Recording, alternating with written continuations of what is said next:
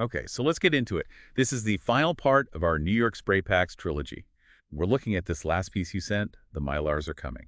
Right. And this one really dives into how things just completely shifted almost overnight, it seems. Packaging, these really intense flavors, they suddenly weren't optional. Exactly. So our mission here is to unpack how these Mylars became so dominant, who was buying them, and what that whole wave meant for weed culture here in NYC based on these notes. And what jumps out immediately from the notes is the speed.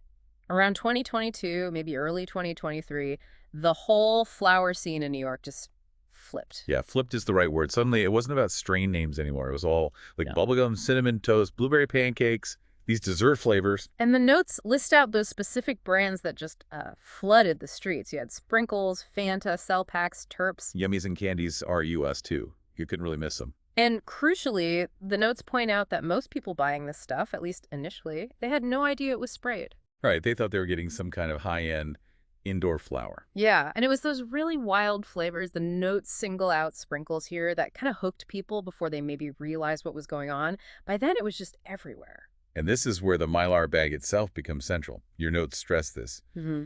In New York, it wasn't just nice to have, it was basically mandatory packaging. Those shiny foil-lined bags, yeah? And then the gimmicks on top, like getting little Game Boys or cereal boxes, toys, keychains with the weed. The notes say, what, half the hype was just the packaging? Easily. It became this whole collectible thing almost, which is interesting because the notes also mention these brands, they didn't even start here. Right. Most came from California initially. Oakland, LA, the Toy District. Yeah, but they only became like legends in New York, so something about the city amplified it Oh. massively. Well, the notes suggest it hit a specific nerve here. The street culture, maybe, but also who was buying it. Uh-huh, the younger crowd.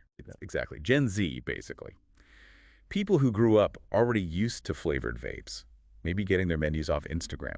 For a lot of them, this was their first real intro to cannabis flower. So they weren't looking for like complex terpene profiles. No, the notes put it perfectly. Yeah. They wanted grape soda, not grape gas, something sweet and familiar. Which makes sense, drawing that line to flavored vapes and even Jeeter. The notes say spray packs landed similarly. Sweet, easy to smoke, kind of addictive. And Jeter had already sort of paved the way, right? Making terpene-infused joints mainstream. So maybe this was just the next logical step for that flavor-first approach. Seems like it. And how was it done? The notes are pretty blunt. Just spraying flour laid out on tarps. Or using something called the box, some kind of chamber for vapor infusion, sounds a bit more controlled. Yeah, maybe a bit more consistent. And this whole hustle, it went from the street to getting real status, even national attention. Figures like Tato the Picasso documenting it. And LNC capturing the NYC scene, that really boosted the trend's visibility, according to the material. And the infrastructure was already there, in a way, because the legal shops were so slow rolling out in New York, Right, that created a huge vacuum. which was filled by bodegas, smoke shops, pop-ups, corner stores. And what were they stocking? These sprayed Mylar bags? It's fascinating, though, the reaction difference. Your notes mention West Coast cannabis veterans mostly just clowned the whole trend, saw it as low grade. Yeah, but here in NYC, for this new wave of smokers, that mango gelato cereal milk was good weed. The crazier the flavor, the better almost. So it all kind of comes together in the note's conclusion.